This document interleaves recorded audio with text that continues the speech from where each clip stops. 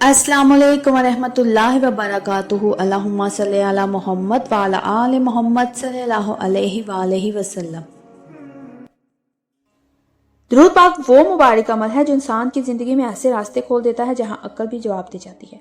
ये वो नूर है जो दिन की तारीकियों में उतरकर सुकून बन जाता है, और वो रहमत है जो ऐसे मसाइल का हल अता करती है जिनका कोई ज़ाहिरी हल समझ में नहीं आता। दुरूद शरीफ को अगर दिल से पढ़ा जाए तो ये सिर्फ अल्फाज नहीं रहता, बल्कि बंदे और उसके रब के दरमियान एक मजबूत रिश्ता बन जाता है। तो नाज़रीन, इन्हीं हकीकतों पर मबनी एक सच्चा और दिल हिला देने वाला मुशाहिदा एक बहन ने शेयर किया जो इंडिया से ताल्लुक़ रखती हैं। वो बताती हैं कि वो काफ़ी अरसे से दुरूद शरीफ की कसरत करती आ रही, नमाज की पाबंद हैं, जिक्र अज़कार को अपनी ज़िंदगी का हिस्सा बनाए हुए हैं, मगर इनका घर का माहौल ऐसा नहीं है कि वो अकेली ही इबादत की तरफ माइल है। बाकी घर वाले ना नमाज के पाबंद हैं और ना ही मजहबी माहौल है। वो कहती हैं कि इसी माहौल में रहते हुए उन्होंने कभी शिकवा नहीं किया, बल्कि खामोशी से अपना ताल्लुक अल्लाह से जोड़े रखा। फिर वो रमज़ान का जिक्र भी करती हैं। कहती हैं कि इसी रमज़ान के दौरान इनके साथ एक ऐसा मामला पेश आया जिसने उनकी ज़िंदगी को हिला कर रख दिया।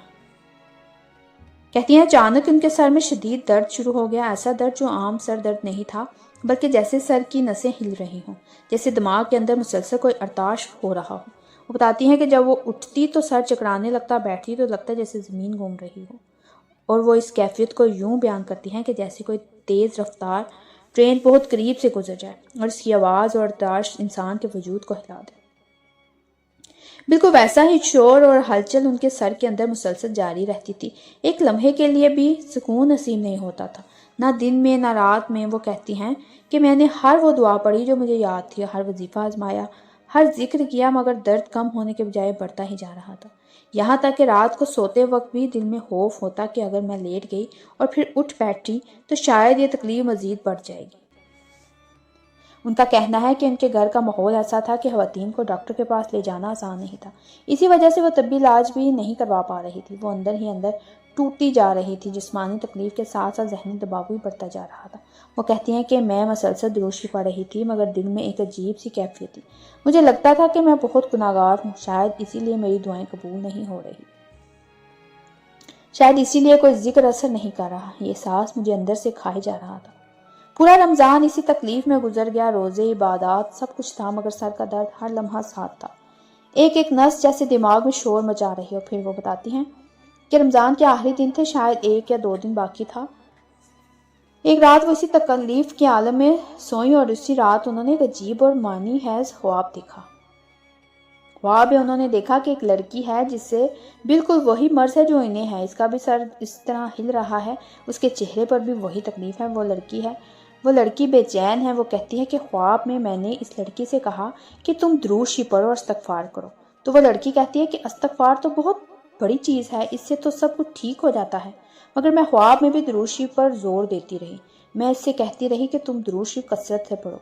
इसी दौरान ख्वाब में ये बात दिल में डाली जाती है, या यूं कहिए कि रहनुमाई की जाती है कि अगर ज़्यादा नहीं तो कम से कम 100 मरतबा दुरूद इब्राहिमी ज़रूर पढ़ो। वो कहती हैं कि ख्वाब में ये सब इतना वाज़िया था कि जैसे कोई मुझे समझा रहा हो, जैसे मेरे मसले का हल खुद मुझे दिखाया जा रहा हो। इसी लम्हे उनकी आंख खुल गई। वो बताती हैं कि हकीकत यह है कि वो आम तौर पर दुरूद इब्राहिमी नहीं पढ़ती थी, वो दूसरे दुरूद पढ़ती रही थी। कभी दुरूद कुर्ब मुस्तफ़ा सल्लल्लाहु अलैहि वसल्लम, कभी किसी बुजुर्ग की इजाज़त से कोई और दुरूद। मगर इस ख्वाब के बाद उन्होंने कोई ताहील नहीं की। आँख खुलते ही उन्होंने बैठकर 100 मरतबा दुरूद इब्राहिमी पढ़ना शुरू कर दी। वो कहती हैं कि ना कोई और दुआ, ना कोई और वजीफ़ा, बस 100 मरतबा दुरूद इब्राहिमी। शुरू में भी सर में हल्का सा दर्द था, मगर जैसे जैसे दुरूद मुकम्मल होता गया वैसे वैसे दिल में अजीब सा सुकून उतरने लगा। वो बताती हैं कि जब 100 मरतबा दुरूद मुकम्मल हुआ तो मुझे यूं महसूस हुआ जैसे मेरे सर से कोई बोझ उतर गया हो, जैसे बरसों से जो शोर मेरे दिमाग में था वो अचानक खामोश हो गया। वो कहती हैं कि मैंने हैरत से अपना सर हिलाया, उठकर बैठी, दोबारा लेटी, मगर वो दर्द, वो चक्कर, वो खौफ कहीं नहीं था। ऐसा लगा जैसे अल्लाह ताला ने एक ही लम्हे में सब कुछ ख़त्म कर दिया हो। वो कहती हैं कि ये तकलीफ जो महीनों बल्कि बरसों से मुख्तलिफ शिद्दत के साथ आती जा रही थी, वो एक दिन में एक ख्वाब की रहनुमाई से, दुरूद इब्राहिमी की बरकत से ख़त्म हो गई। वो इस बात पर बार बार जोर देती कि ये कोई कहानी नहीं, कोई मुबालका नहीं, बल्कि हकीकत है, एक जिंदा मुशाहिदा है। वो कहती हैं कि इस वाक़े के बाद उनका यकीन और भी मजबूत हो गया। کہ درود پاک صرف زبانی ذکر نہیں بلکہ ایک زندہ حقیقت ہے۔ یہ وہ عمل ہے جو بندے کی نیت، اس کے یقین اور اس کے درد کو دیکھ کر اثر دکھاتا ہے۔ کہتی ہیں کہ خواب میں ملنے والی یہ رہنمائی دراصل اللہ کی طرف سے ایک کرم تھا، کیونکہ جب انسان ٹوٹ جاتا ہے، جب کوئی راستہ نظر نہیں آتا، تب اللہ تعالیٰ بندے کو ایسے طریقے سے راستہ دکھاتا ہے جس کا وہ خود بھی تصور نہیں کر سکتا۔ وہ بہن یہ بھی بتاتی ہیں کہ اس کے بعد انہوں نے درود ابراہیمی کو اپنی زندگی کا مستقل حصہ بنا لیا۔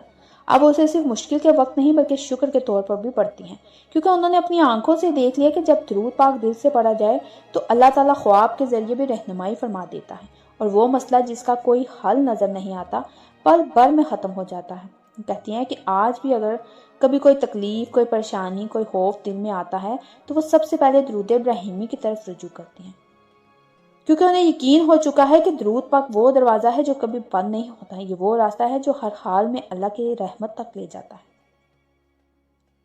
تو ناظرین، یہ واقعہ اس بات کی ایک اور دلیل ہے کہ درود شریف کی برکتیں صرف کتابوں میں لکھی باتیں نہیں بلکہ حقیقت میں بارہا آزمائی جا چکی ہیں، اور جو شخص اخلاص، یقین اور محبت کے ساتھ درود کو تھام لیتا ہے، اللہ تعالیٰ اس کی زندگی میں ایسے موضوع دکھاتا ہے جن پر عقل دنگ رہ جاتی ہے۔ تو ناظرین، اگر آپ کو میرا یہ مشاہدہ، میرے یہ الفاظ دل سے لگے ہوں تو میرے چینل کے ساتھ جڑے رہیے، میرے چینل کو سبسکرائب کریں، لائک کریں، شیئر کریں، اور مجھے کمنٹس میں ضرور بتائیے گا کہ کون کون درود پاک پڑھتا ہے۔ ایک نئے مشاہدے کے ساتھ دوبارہ حاضر ہوں گی۔ جزاک اللہ خیر۔